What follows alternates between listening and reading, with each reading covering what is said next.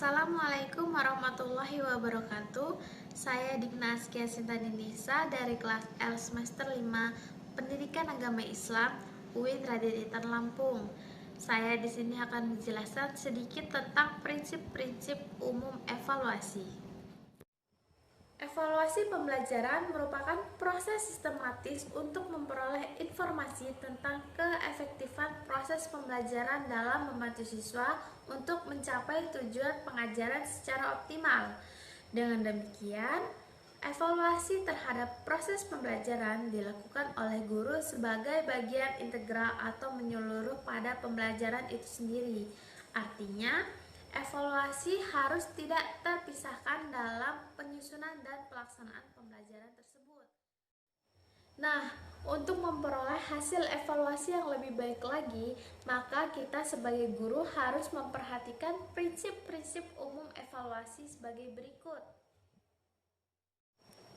Yang pertama, kontinuitas.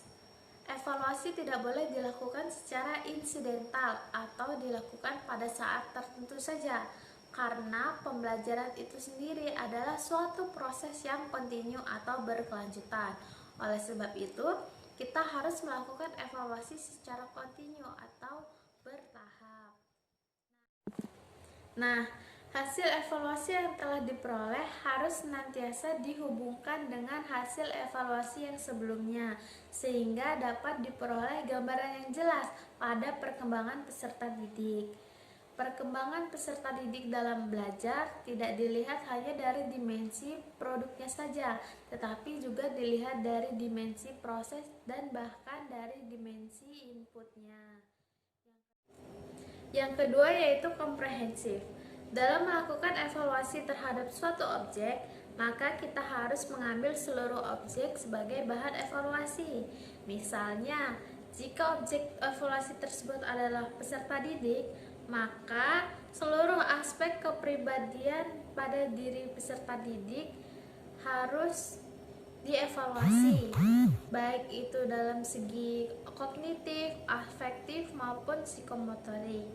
Nah, begitu juga dengan objek-objek evaluasi yang lainnya. Yang ketiga yaitu adil dan objektif. Dalam melaksanakan evaluasi, kita sebagai guru seharusnya berlaku adil tanpa pilih kasih. Semua murid diperlakukan sama rata tanpa pandang bulu. Juga kita sebagai guru harus bersikap objektif atau apa adanya sesuai dengan kemampuan peserta didik.